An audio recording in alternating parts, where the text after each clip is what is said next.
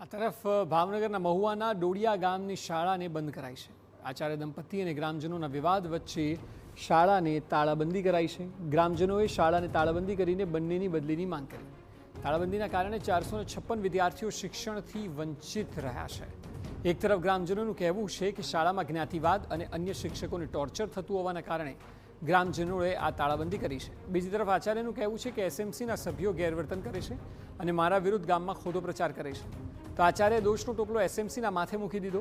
આચાર્ય શિક્ષકો સામે પણ આક્ષેપ લગાવ્યા અને કહ્યું કે જ્ઞાન સહાયકો નિયમિત શાળામાં નહોતા આવતા। તેઓ વર્ગમાં જવાને બદલે અન્ય પ્રવૃત્તિઓ કરતા, જેથી શિક્ષકોએ જૂથબંધી કરીને મારા વિરુદ્ધ ખોટો પ્રચાર કર્યો છે।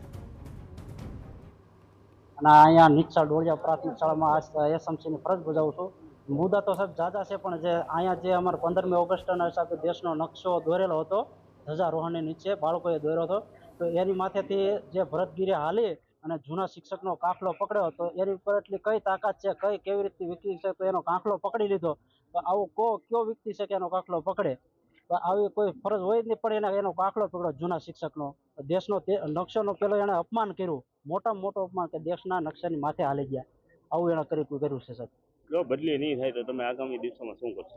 જો એની 2 દિવસની અંદર બદલી કરવામાં નહીં આવે, જો કે અમે તાળું તો ખોલવાના જ નથી, અને જો બદલી કરવામાં નહીં આવે તો ટીપીઓ સાહેબ જે બારડ સાહેબ છે એની ઓફિસની અમે બધા બાળકોને લઈને ઓફિસમાં ભણવા બેસી જાઉં।